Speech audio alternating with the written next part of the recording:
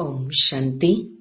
ತಾರೀಕು 30/12/2024 ಪ್ರಾತಃ ಮುರುಳಿ. ಮಧುರ ಮಕ್ಕಳೇ, ಆತ್ಮರೂಪಿ ಬ್ಯಾಟರಿಯನ್ನು ಜ್ಞಾನ ಮತ್ತು ಯೋಗದಿಂದ ಸಂಪನ್ನ ಮಾಡಿಕೊಂಡು ಸತೋಪ್ರದಾನ ಮಾಡಿಕೊಳ್ಳಬೇಕು, ನೀರಿನ ಸ್ನಾನದಿಂದ ಅಲ್ಲ. ಪ್ರಶ್ನೆ: ಈ ಸಮಯದಲ್ಲಿ ಎಲ್ಲ ಮನುಷ್ಯಾತ್ಮರನ್ನು ಅಲೆದಾಡಿಸುವವರು ಯಾರು? ಅವರು ಏಕೆ ಅಲೆದಾಡಿಸುತ್ತಾರೆ? ಉತ್ತರ: ಎಲ್ಲರನ್ನೂ ಅಲೆದಾಡಿಸುವವನು ರಾವಣನಾಗಿದ್ದಾನೆ, ಏಕೆಂದರೆ ರಾವಣನೂ ಸಹ ಅಲೆದಾಡುತ್ತಾನೆ. ರಾವಣನಿಗೆ ತನ್ನದೇ ಆದ ಯಾವುದೇ ಮನೆಯಿಲ್ಲ. ರಾವಣನನ್ನು ಯಾರೂ ತಂದೆ ಎಂದು ಹೇಳುವುದಿಲ್ಲ.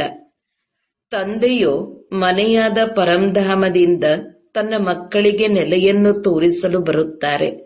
ಈಗ ನಿಮಗೆ ಮನೆಯ ದಾರಿಯು ತಿಳಿಯಿತು, ಆದ್ದರಿಂದ ನೀವು ಅಲೆದಾಡುವುದಿಲ್ಲ. ನೀವು ಹೇಳುತ್ತೀರಿ, ನಾವು ತಂದೆಯಿಂದ ಮೊಟ್ಟ ಮೊದಲಿಗೆ ಅಗಲಿದೆವು, ಈಗ ಮತ್ತೆ ಮೊಟ್ಟ ಮೊದಲಿಗೆ ನಾವೇ ಮನೆಗೆ ಹೋಗುತ್ತೇವೆ. ಓಂ ಶಾಂತಿ. ಮಧುರಾತಿ ಮಧುರ ಮಕ್ಕಳು ಇಲ್ಲಿ ಕುಳಿತು ತಿಳಿದುಕೊಳ್ಳುತ್ತೀರಿ, ಇವರಲ್ಲಿ ಯಾವ ಶಿವ ತಂದೆಯು ಬಂದಿದ್ದಾರೆ, ಅವರು ಹೇಗಾದರೂ ಮಾಡಿ ನಮ್ಮನ್ನು ತನ್ನ ಜೊತೆ ಮನೆಗೆ ಅವಶ್ಯಕವಾಗಿ ಕರೆದುಕೊಂಡು ಹೋಗುತ್ತಾರೆ. ಅದು ಆತ್ಮಗಳ ಮನೆಯಾಗಿದೆ. ಆದ್ದರಿಂದ ಮಕ್ಕಳಿಗೆ ಬೇಹದ್ದಿನ ತಂದೆಯು ಬಂದು ನಮ್ಮನ್ನು ಸುಂದರರನ್ನಾಗಿ ಮಾಡುತ್ತಾರೆ ಎಂದು ಖುಷಿಯಾಗುತ್ತಿರಬಹುದು. ಯಾವುದೇ ವಸ್ತ್ರ ಇತ್ಯಾದಿಗಳನ್ನು ಕೊಡಿಸುವುದಿಲ್ಲ. ಇದಕ್ಕೆ ಯೋಗ ಬಲ, ನೆನಪಿನ ಬಲವೆಂದು ಕರೆಯಲಾಗುತ್ತದೆ. ಶಿಕ್ಷಕರ ಪದವಿಯು ಎಷ್ಟಿದೆಯೋ ಅಷ್ಟೇ ಪದವಿಯನ್ನು ಮಕ್ಕಳಿಗೂ ಕೊಡಿಸುತ್ತಾರೆ. ವಿದ್ಯೆಯಿಂದ ವಿದ್ಯಾರ್ಥಿಗಳು ನಾವು ಈ ರೀತಿಯಾಗುತ್ತೇವೆಂದು ತಿಳಿದುಕೊಂಡಿರುತ್ತಾರೆ. ನೀವು ಸಹ ತಿಳಿದುಕೊಳ್ಳುತ್ತೀರಿ, ನಮ್ಮ ತಂದೆಯು ಶಿಕ್ಷಕನೂ ಆಗಿದ್ದಾರೆ, ಸದ್ಗುರುವೂ ಆಗಿದ್ದಾರೆ. ಇದು ಹೊಸ ಮಾತಾಗಿದೆ. ನಮ್ಮ ತಂದೆಯು ಶಿಕ್ಷಕನಾಗಿದ್ದಾರೆ, ಅವರನ್ನು ನಾವು ನೆನಪು ಮಾಡುತ್ತೇವೆ. ಅವರು ನಮಗೆ ಕಲಿಸಿ ಶ್ರೇಷ್ಠರನ್ನಾಗಿ ಮಾಡುತ್ತಿದ್ದಾರೆ. ನಮ್ಮ ಬೇಹದ್ದಿನ ತಂದೆಯು ನಮ್ಮನ್ನು ಹಿಂತಿರುಗಿ ಮನೆಗೆ ಕರೆದುಕೊಂಡು ಹೋಗಲು ಬಂದಿದ್ದಾರೆ. ರಾವಣನಿಗೆ ಯಾವುದೇ ಮನೆ ಇರುವುದಿಲ್ಲ, ಮನೆಯು ರಾಮನಿಗಿರುತ್ತದೆ. ಶಿವ ತಂದೆಯು ಎಲ್ಲಿರುತ್ತಾರೆ? ಪರಮಧಾಮದಲ್ಲಿರುತ್ತಾರೆಂದು ನೀವು ತಕ್ಷಣ ಹೇಳುತ್ತೀರಿ. ರಾವಣನಿಗೆ ತಂದೆ ಎಂದು ಹೇಳುವುದಿಲ್ಲ ಅಂದಾಗ ರಾವಣನು ಎಲ್ಲಿರುತ್ತಾನೆ? ಗೊತ್ತಿಲ್ಲ. ರಾವಣನು ಪರಮಧಾಮದಲ್ಲಿರುತ್ತಾನೆಂದು ಹೇಳುವುದಿಲ್ಲ.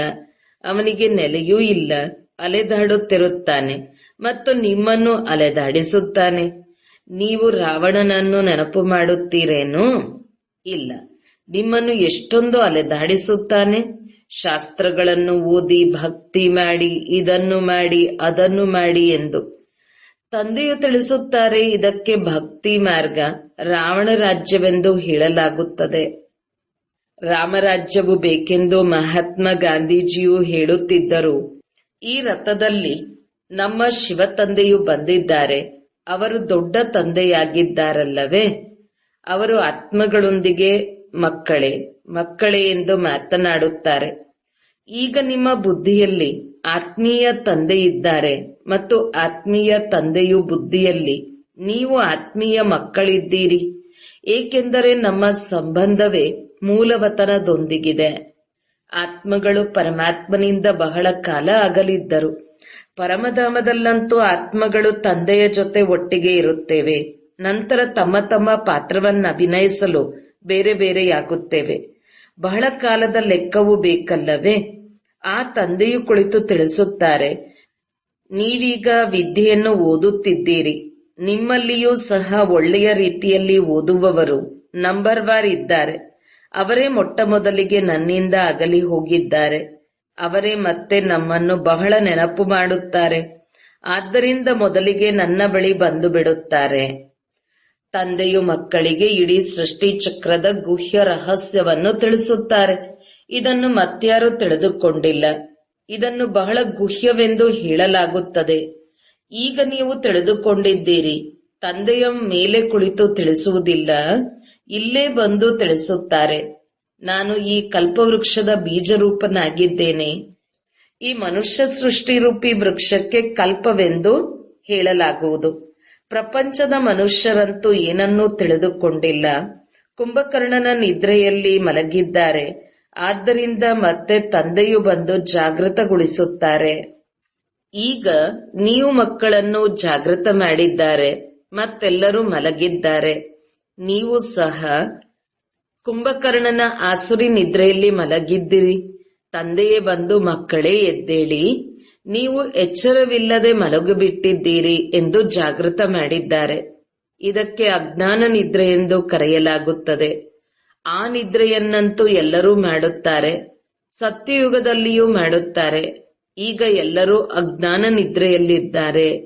ಈಗ ತಂದೆಯು ಬಂದು ಜ್ಞಾನವನ್ನು ತಿಳಿಸಿ ಎಲ್ಲರನ್ನೂ ಎಚ್ಚರ ಮಾಡುತ್ತಾರೆ. ಈಗ ನೀವು ಜಾಗೃತರಾಗಿದ್ದೀರಿ. ನಮ್ಮ ತಂದೆಯು ಬಂದಿದ್ದಾರೆ, ನಮ್ಮನ್ನು ಕರೆದುಕೊಂಡು ಹೋಗುತ್ತಾರೆಂದು ನೀವು ತಿಳಿದುಕೊಂಡಿದ್ದೀರಿ. ಈಗಂತೂ ಈ ಶರೀರ ಮತ್ತು ಆತ್ಮ ಎರಡೂ ಕೆಲಸಕ್ಕೆ ಬರುವುದಿಲ್ಲ. ಎರಡು ಪತೀತವಾಗಿ ಬಿಟ್ಟಿದೆ. ಒಮ್ಮೆಲೆ ತುಕ್ಕು ಹಿಡಿದು ಬಿಟ್ಟಿದೆ. ಇದಕ್ಕೆ 9 ಕ್ಯಾರೆಟ್ ಎಂದಾದರೂ ಹೇಳಿ, ಅರ್ಥಾತ್ ಬಹಳ ಕಡಿಮೆ ಮಟ್ಟದ ಚಿನ್ನವಾಗಿದೆ.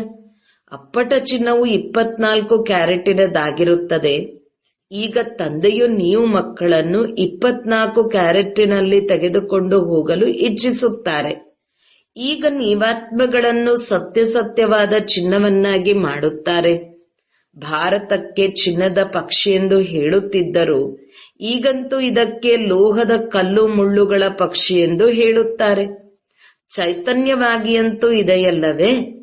ಇವು ತಿಳಿದುಕೊಳ್ಳುವ ಮಾತುಗಳಾಗಿವೆ. ಹೇಗೆ ಆತ್ಮವನ್ನು ತಿಳಿದುಕೊಳ್ಳುವಿರೋ ಹಾಗೆಯೇ ಪರಮ ಆತ್ಮವನ್ನು ತಿಳಿದುಕೊಳ್ಳುತ್ತೀರಿ. ಹೇಗೆ ಆತ್ಮ ಹೊಳೆಯುವ ನಕ್ಷತ್ರವೆಂದು ಹೇಳುತ್ತಾರೆ, ಬಹಳ ಸೂಕ್ಷ್ಮ ನಕ್ಷತ್ರವಾಗಿದೆ. ವೈದ್ಯರು ಮೊದಲಾದವರು ಇದನ್ನು ನೋಡಲು ಬಹಳ ಪ್ರಯತ್ನ ಪಟ್ಟಿದ್ದಾರೆ. ಆದರೆ ದಿವ್ಯ ದೃಷ್ಟಿ ಇಲ್ಲದೆ ನೋಡಲು ಸಾಧ್ಯವಿಲ್ಲ. ಬಹಳ ಸೂಕ್ಷ್ಮವಾಗಿದೆ. ಆತ್ಮವು ಕಣ್ಣುಗಳಿಂದ ಹೊರಹೋಯಿತು, ಬಾಯಿಯಿಂದ ಹೊರಹೋಯಿತೆಂದು ಕೆಲವರು ಹೇಳುತ್ತಾರೆ. ಆತ್ಮವು ಎಲ್ಲಿಗೆ ಹೋಗುತ್ತದೆ? ಇನ್ನೊಂದು ತನುವಿನಲ್ಲಿ ಹೋಗಿ ಪ್ರವೇಶ ಮಾಡುತ್ತದೆ. ಈಗ ನೀವಾತ್ಮಗಳು ಶಾಂತಿಧಾಮಕ್ಕೆ ಹೊರಟು ಹೋಗುವಿರಿ. ತಂದೆಯು ಬಂದು ಮನೆಗೆ ಕರೆದುಕೊಂಡು ಹೋಗುವರೆಂದು ನಿಮಗೆ ಪಕ್ಕಾ ತಿಳಿದಿದೆ. ಒಂದು ಕಡೆ ಕಲಿಯುಗವಿದೆ, ಇನ್ನೊಂದು ಕಡೆ ಸತ್ಯಯುಗವಿದೆ. ಈಗ ನಾವು ಸಂಗಮ ಯುಗದಲ್ಲಿ ನಿಂತಿದ್ದೇವೆ.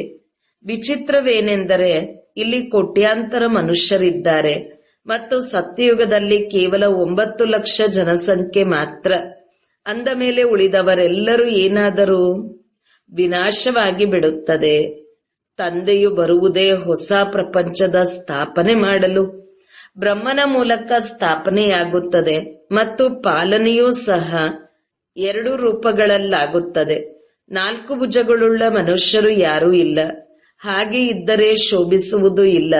ಮಕ್ಕಳಿಗೂ ಸಹ ತಿಳಿಸುತ್ತಾರೆ, ಚತುರ್ಭುಜವೆಂದರೆ ಶ್ರೀ ಲಕ್ಷ್ಮೀ ಶ್ರೀ ನಾರಾಯಣರ ಕಂಬೈನ್ ರೂಪವಾಗಿದೆ. ಶ್ರೀ ಎಂದರೆ ಶ್ರೇಷ್ಠ. ತ್ರೇತಾಯುಗದಲ್ಲಿ 2 ಕಲೆಗಳು ಕಡಿಮೆಯಾಗುತ್ತದೆ ಅಂದಾಗ ಮಕ್ಕಳಿಗೆ ಈ ಜ್ಞಾನವು ಈ ಸಮಯದಲ್ಲಿಯೇ ಸಿಗುತ್ತದೆ. ಆದ್ದರಿಂದ ಇದರ ಸ್ಮೃತಿಯಲ್ಲಿರಬೇಕು. ಮುಖ್ಯವಾದುದು 2 ಶಬ್ದಗಳಾಗಿವೆ. ತಂದೆಯನ್ನು ನೆನಪು ಮಾಡಿ. ಮತ್ಯಾರಿಗೂ ಇದು ಅರ್ಥವಾಗುವುದಿಲ್ಲ. ತಂದೆಯೇ ಪತೀತ ಪಾವನ ಸರ್ವಶಕ್ತಿವಂತನಾಗಿದ್ದಾರೆ. ತಂದೆಯೇ ನಮಗೆ ತಾವು ಇಡೀ ಆಕಾಶ ಭೂಮಿ ಎಲ್ಲವನ್ನೂ ಕೊಟ್ಟಿರಿ. ತಾವು ಕೊಡದೇ ಇರುವಂತಹ ವಸ್ತುವೇ ಇಲ್ಲ. ಇಡೀ ವಿಶ್ವದ ರಾಜ್ಯವನ್ನು ಕೊಟ್ಟಿದ್ದೀರೆಂದು ಹಾಡುತ್ತಾರೆ. ನೀವು ತಿಳಿದುಕೊಂಡಿದ್ದೀರಿ, ಈ ಲಕ್ಷ್ಮೀನಾರಾಯಣರು ವಿಶ್ವದ ಮಾಲೀಕರಾಗಿದ್ದರು. ಮತ್ತೆ ಈ ನಾಟಕದ ಚಕ್ರವು ಸುತ್ತುತ್ತದೆ. ಆದ್ದರಿಂದ ನಂಬರ್ವಾರ್ ಪುರುಷಾರ್ಥದ ಅನುಸಾರ ಸಂಪೂರ್ಣ ನಿರ್ವಿಕಾರಿಗಳಾಗಬೇಕು. ಇದನ್ನು ಸಹ ತಿಳಿದುಕೊಂಡಿದ್ದೀರಿ. ವಿಕಾರಿಗಳಿಂದ ನಿರ್ವಿಕಾರಿಗಳು, ನಿರ್ವಿಕಾರಿಗಳಿಂದ ವಿಕಾರಿಗಳು. ಈ 84 ಜನ್ಮಗಳ ಪಾತ್ರವನ್ನು ಲೆಕ್ಕವಿಲ್ಲದಷ್ಟು ಬಾರಿ ಅಭಿನಯಿಸಿದ್ದೀರಿ. ಅದನ್ನು ಎಣಿಕೆ ಮಾಡಲು ಸಾಧ್ಯವಿಲ್ಲ. ಬಲೆ ಜನಸಂಖ್ಯೆಯನ್ನು ಎಣಿಕೆ ಮಾಡುತ್ತಾರೆ. ಆದರೆ ನೀವು ತಮೋಪ್ರಧಾನರಿಂದ ಸತೋಪ್ರಧಾನರು, ಸತೋಪ್ರಧಾನರಿಂದ ತಮೋಪ್ರಧಾನರು ಎಷ್ಟು ಬಾರಿ ಆಗಿದ್ದೀರೆಂದು ಎಣಿಕೆ ಮಾಡಲು ಸಾಧ್ಯವಿಲ್ಲ. ಇದು 5000 ವರ್ಷಗಳ ಚಕ್ರವೆಂದು ತಂದೆಯು ತಿಳಿಸುತ್ತಾರೆ. ಇದಂತೂ ಸರಿಯಾಗಿದೆ. ಬಾಕಿ ಲಕ್ಷಾಂತರ ವರ್ಷಗಳ ಮಾತು, ಆದರೆ ಯಾರಿಗೂ ನೆನಪಿರುವುದಕ್ಕೂ ಸಾಧ್ಯವಿಲ್ಲ. ಈಗ ನಿಮ್ಮಲ್ಲಿ ಗುಣಗಳ ಧಾರಣೆಯಾಗುತ್ತದೆ. ಜ್ಞಾನದ ಮೂರನೆಯ ನೇತ್ರವೂ ಸಿಗುತ್ತದೆ. ಈ ಸ್ಥೂಲ ಕಣ್ಣುಗಳಿಂದ ಹಳೆಯ ಪ್ರಪಂಚವನ್ನು ನೋಡುತ್ತೀರಿ. ಮೂರನೆಯ ನೇತ್ರದಿಂದ ಹೊಸ ಪ್ರಪಂಚವನ್ನು ನೋಡಬೇಕು. ಈ ಪ್ರಪಂಚವಂತೂ ಏನು ಪ್ರಯೋಜನಕ್ಕಿಲ್ಲ, ಹಳೆಯ ಪ್ರಪಂಚವಾಗಿದೆ. ಹೊಸ ಮತ್ತು ಹಳೆಯ ಪ್ರಪಂಚದಲ್ಲಿ ಎಷ್ಟೊಂದು ವ್ಯತ್ಯಾಸವಿದೆ ನೋಡಿ. ನೀವು ತಿಳಿದುಕೊಂಡಿದ್ದೀರಿ, ನಾವೇ ಹೊಸ ಪ್ರಪಂಚದ ಮಾಲೀಕರಾಗಿದ್ದೆವು. ನಂತರ 84 ಜನ್ಮಗಳನ್ನು ಪಡೆದುಕೊಳ್ಳುತ್ತಾ ಪತೀತರಾಗಿದ್ದೇವೆ. ನಾವು ಈ ರೀತಿ ಹೇಗಾಗುತ್ತೇವೆ ಎಂಬುದನ್ನು ಬಹಳ ಚೆನ್ನಾಗಿ ನೆನಪಿಡಬೇಕು ಮತ್ತು ಅನ್ಯರಿಗೂ ತಿಳಿಸಬೇಕು. ಬ್ರಹ್ಮನಿಂದ ವಿಷ್ಣು ಮತ್ತು ವಿಷ್ಣುವಿನಿಂದ ಬ್ರಹ್ಮ ಆಗುತ್ತಾರೆ. ಬ್ರಹ್ಮ ಮತ್ತು ವಿಷ್ಣು ಅಂತರವನ್ನು ನೋಡುತ್ತೀರಲ್ಲವೇ? ವಿಷ್ಣುವು ಹೇಗೆ ಶೃಂಗರಿಸಲ್ಪಟ್ಟಿದ್ದಾರೆ ಮತ್ತು ಈ ಬ್ರಹ್ಮರವರು ಎಷ್ಟು ಸಾಧಾರಣ ರೂಪದಲ್ಲಿ ಕುಳಿತಿದ್ದಾರೆ ಎನ್ನುವುದು ನಿಮಗೆ ತಿಳಿದಿದೆ. ಈ ಬ್ರಹ್ಮರವರೇ ವಿಷ್ಣುವ ಆಗುವವರಿದ್ದಾರೆ. ಅದನ್ನು ಅನ್ಯರಿಗೆ ತಿಳಿಸುವುದು ಬಹಳ ಸಹಜವಾಗಿದೆ. ಬ್ರಹ್ಮ ವಿಷ್ಣು ಶಂಕರನ ನಡುವೆ ಇರುವ ಸಂಬಂಧವೇನು? ಈ ವಿಷ್ಣುವಿನ 2 ರೂಪಗಳು ಲಕ್ಷ್ಮೀನಾರಾಯಣರಾಗಿದ್ದಾರೆ. ಇದೇ ವಿಷ್ಣು ದೇವತೆಯು ನಂತರ ಈ ಸಾಧಾರಣ ಮನುಷ್ಯ ಬ್ರಹ್ಮ ಆಗುತ್ತಾರೆ. ವಿಷ್ಣು ಸತ್ಯಯುಗದಲ್ಲಿರುತ್ತಾರೆ, ಬ್ರಹ್ಮನು ಇಲ್ಲಿದ್ದಾರೆ.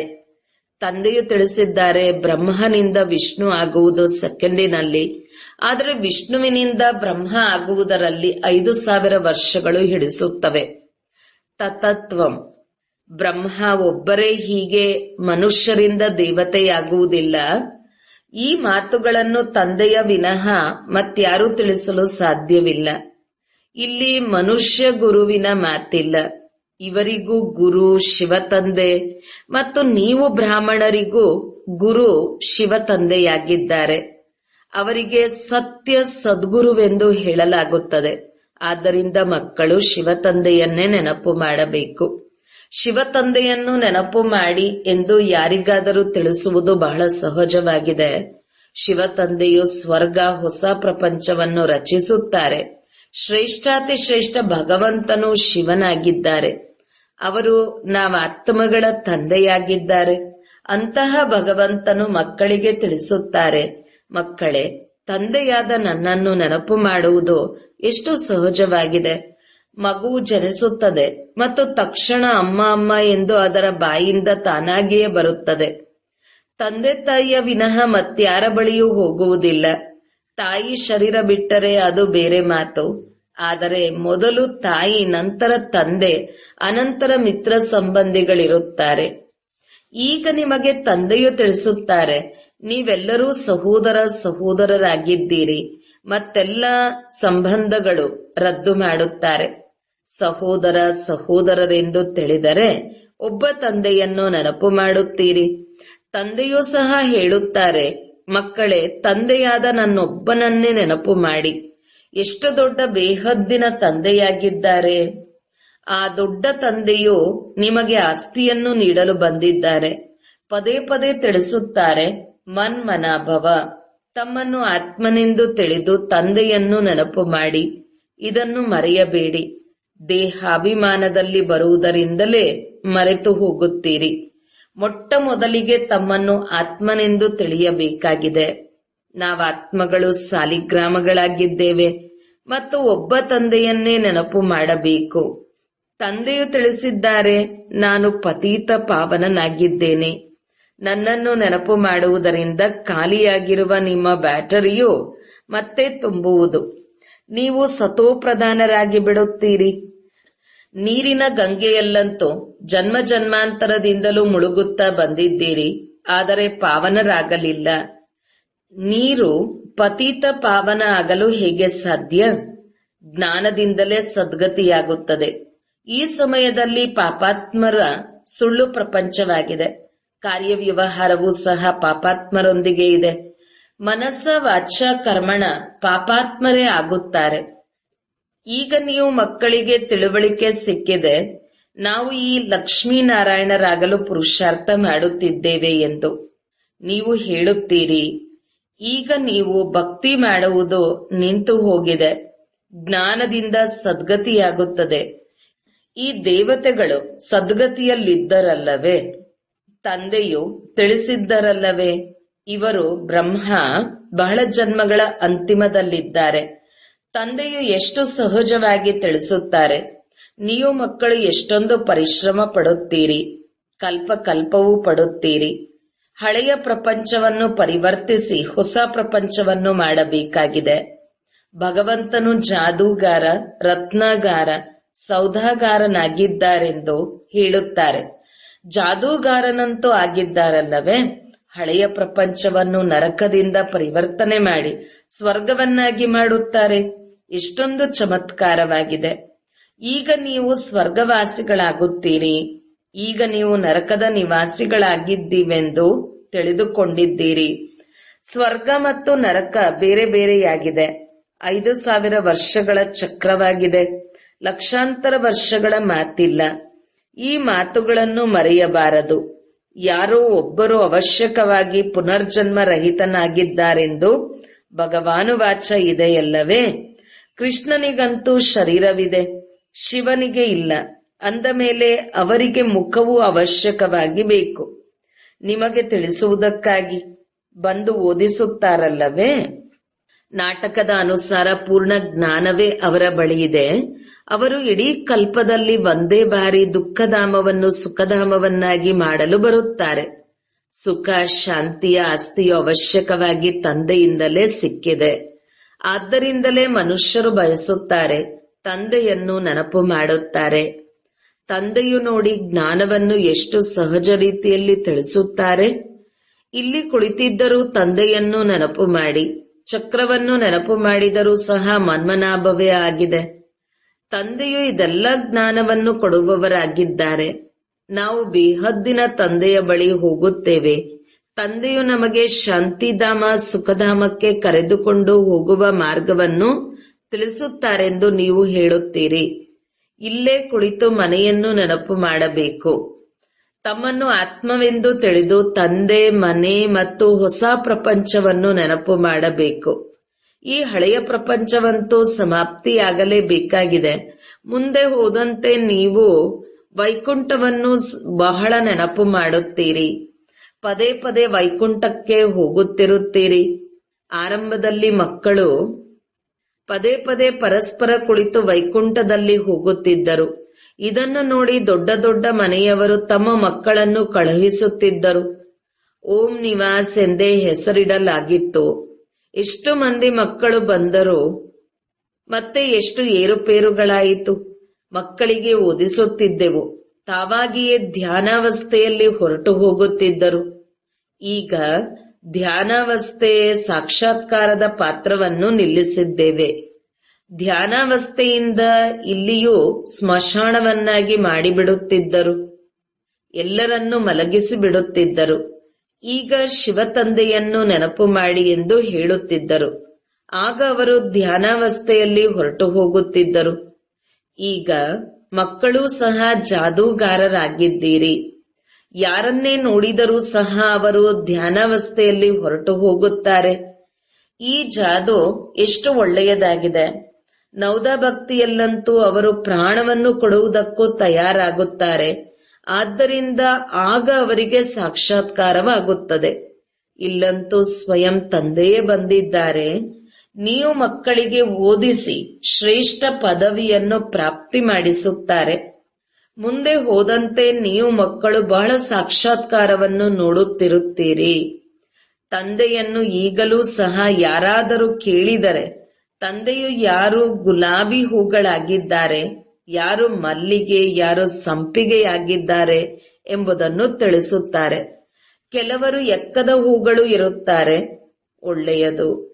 ಮಧುರಾತಿ ಮಧುರ ಅಗಲಿ ಹೋಗಿ ಮರಳಿ ಸಿಕ್ಕಿರುವಂತಹ ಮಕ್ಕಳಿಗೆ ಪ್ರೀತಿಯ ಮಾತಾಪಿತಾ ಬಾಪ್ ದಾದರವರ ನೆನಪು, ಪ್ರೀತಿ ಹಾಗೂ ನಮಸ್ತೆ. ಆತ್ಮೀಯ ಮಕ್ಕಳಿಗೆ ಆತ್ಮೀಯ ತಂದೆಯ ನಮಸ್ತೆ. ಧಾರಣೆಗಾಗಿ ಮುಖ್ಯ ಸಾರ 1. ದೇಹದ ಎಲ್ಲ ಸಂಬಂಧಗಳನ್ನು ರದ್ದುಗೊಳಿಸಿ ಆತ್ಮವು ಸಹೋದರ ಸಹೋದರನಾಗಿದೆ ಎಂಬ ನಿಶ್ಚಯ ಮಾಡಿಕೊಳ್ಳಬೇಕು ಮತ್ತು ತಂದೆಯನ್ನು ನೆನಪು ಮಾಡಿ ಸಂಪೂರ್ಣ ಆಸ್ತಿಗೆ ಅಧಿಕಾರಿಗಳಾಗಬೇಕು. 2. ಈಗ ಪಾಪಾತ್ಮರ ಜೊತೆ ಕಾರ್ಯವ್ಯವಹಾರ ಮಾಡಬಾರದು. ಅಜ್ಞಾನ ನಿದ್ರೆಯಿಂದ ಎಲ್ಲರನ್ನೂ ಜಾಗೃತಗೊಳಿಸಬೇಕು. ಶಾಂತಿಧಾಮ ಸುಖಧಾಮಕ್ಕೆ ಹೋಗುವ ಮಾರ್ಗವನ್ನು ತಿಳಿಸಬೇಕು. ವರದಾನ: ಮನ ಬುದ್ಧಿಯ ಏಕಾಗ್ರತೆಯ ಮೂಲಕ ಸರ್ವ ಸಿದ್ಧಿಗಳ ಪ್ರಾಪ್ತಿ ಮಾಡಿಕೊಳ್ಳುವ ಸದಾ ಸಮರ್ಥ ಆತ್ಮಭವ. ಸರ್ವ ಸಿದ್ಧಿಗಳನ್ನು ಪ್ರಾಪ್ತಿ ಮಾಡಿಕೊಳ್ಳುವುದಕ್ಕಾಗಿ ಏಕಾಗ್ರತೆಯ ಶಕ್ತಿಯನ್ನು ಹೆಚ್ಚಿಸಿಕೊಳ್ಳಿರಿ. ಈ ಏಕಾಗ್ರತೆಯ ಶಕ್ತಿಯು ಸಹಜವಾಗಿ ನಿರ್ವಿಘ್ನವನ್ನಾಗಿ ಮಾಡಿಬಿಡುತ್ತದೆ. ಪರಿಶ್ರಮ ಪಡುವ ಅವಶ್ಯಕತೆ ಇರುವುದಿಲ್ಲ. ಒಬ್ಬ ತಂದೆಯ ಹೊರತು ಮತ್ಯಾರೂ ಇಲ್ಲ. ಇದರ ಸಹಜವಾದ ಅನುಭವವಾಗುತ್ತದೆ. ಸಹಜ ಏಕರಸ ಸ್ಥಿತಿಯಾಗಿ ಬಿಡುತ್ತದೆ. ಸರ್ವರ ಪ್ರತಿ ಕಲ್ಯಾಣದ ವೃತ್ತಿ, ಸಹೋದರ ಸಹೋದರನ ದೃಷ್ಟಿ ಇರುತ್ತದೆ. ಆದರೆ ಏಕರಸವಾಗಿರುವುದಕ್ಕಾಗಿ ಇಷ್ಟು ಸಮರ್ಥರಾಗಿರಿ. ಅದರಿಂದ ಮನಸ್ಸು ಬುದ್ಧಿಯು ಸದಾ ತಮ್ಮ ಆದೇಶದ ಅನುಸಾರವಾಗಿ ನಡೆಯಲಿ. ಸ್ವಪ್ನದಲ್ಲಿಯೂ ಸೆಕೆಂಡಿಗಾಗಿಯೂ ಏರುಪೇರು ಆಗಬಾರದು. ಸ್ಲೋಗನ್: ಕಮಲಪುಷ್ಪ ಸಮಾನ ಭಿನ್ನರಾಗುತ್ತೀರೆಂದರೆ ಪ್ರಭು ಪ್ರೀತಿಗೆ ಪಾತ್ರರಾಗುತ್ತೀರಿ. ಓಂ ಶಾಂತಿ.